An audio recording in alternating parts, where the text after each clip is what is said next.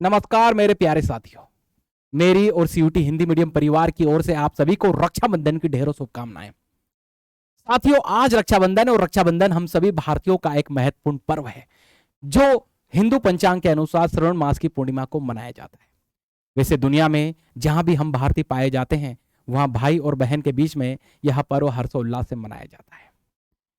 वैसे रक्षाबंधन का ऐतिहासिक महत्व के साथ साथ हमें आध्यात्मिक महत्व भी देखने को मिलता है। रक्षाबंधन के संबंध में सर्वप्रथम उल्लेख भविष्य पुराण के अंदर देखने को मिलता है। भविष्य पुराण में एक युद्ध बताया गया जो कि दैत्यों और देवताओं के बीच में लड़ा गया। इसमें देवताओं का जो नेतृत्व था वो इंद्र के द्वारा किया गया, तो वहीं दैत्यों का जो नेतृत्व था वो राजा बलि के द्वारा किया गया।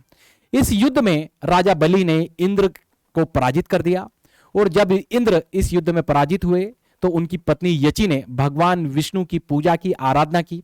इसके बाद भगवान विष्णु ने एक अभिमंत्रित धागा दिया यची को और कहा कि यह धागा इंद्र की कलाई पर बांध दे।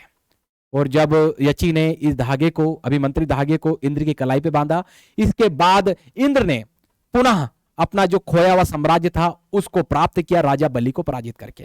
तो यह पहला हम लोगों को भविष्य पुराण के अंदर उल्लेख देखने को मिलता है साथियों, जिसमें रक्षाबंधन के संबंध में जानकारी देखने को मिलती है।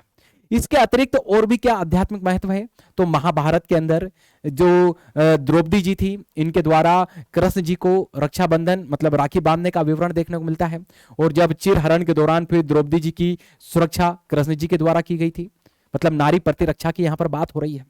फिर बात करें यम और यमुना के संबंध में भी हम लोगों को राखी का महत्व देखने को मिलता है, मां संतोषी के संदर्भ में देखने को मिलता है।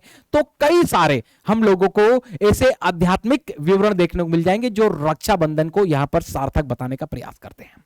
इसके अतिरिक्त क्या आध्यात्मिक महत्व के साथ साथ क्या ऐतिहासिक महत्व भी है, तो बिल्कुल। जैसे बात करें हम लोग राजा सिकंदर और राजा पुरु के बीच में जो लड़ाई लड़ी गई, ऐसा विवरण मिलता है, ऐसी कहावतें मिलती हैं सिकंदर के संदर्भ में कि सिकंदर जब राजा पुरु से लड़ने वाला था तो राजा सिकंदर की पत्नी ने राजा पुरु के लिए राखी भेजी थी जिससे कि राजा पुरु सिकंदर को ना मार पाए। इसके बाद हम लोग मध्यकालीन इतिहास में आए तो जो मेवाड़ के शासक थे राणा सागा, जिनकी मृत्यु हो चुकी थी और आगे चल के उनका पूरा राजपाट उनकी पत्नी रानी कर्णावती संभाल रही थी। रानी कर्णावती के राज्य पर उन्हीं का एक पड़ोसी शत्रु जिसका नाम था बहादुर शाह, जो कि गुजरात का शासक था, यह बार बार आक्रमण कर रहा था। तो रानी कर्णावती ने अपने राज्य की सुरक्षा के लिए आगरा में जो मुगल साम्राज्य था, उनके जो शासक थे हुमायूं, उनको एक राखी भेंट की थी और कहा कि आप हमारे साम्राज्य की क्या करें, रक्षा करें।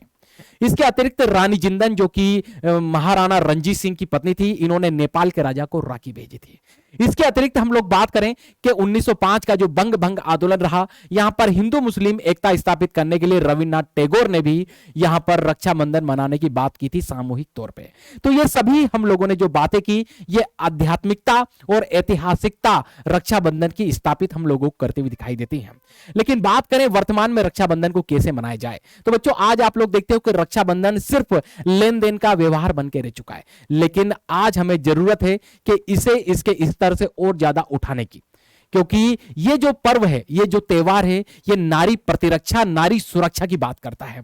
और जब तक हम नारी सुरक्षा, नारी प्रतिरक्षा की बात नहीं करेंगे तो यह त्योहार धीरे धीरे अपना जो मूल ऐतिहासिकता है उसको बच्चों खोता जाएगा। तो हमें इस त्योहार पे प्रण लेना है कि हमें नारी सुरक्षा, नारी इज्जत और नारी प्रतिरक्षा की बातें करनी है। तो अंत में इतना ही कहना चाहूंगा कि आप सभी को रक्षाबंधन की ढेरों शुभकामनाएं। जय हिंद, जय भारत।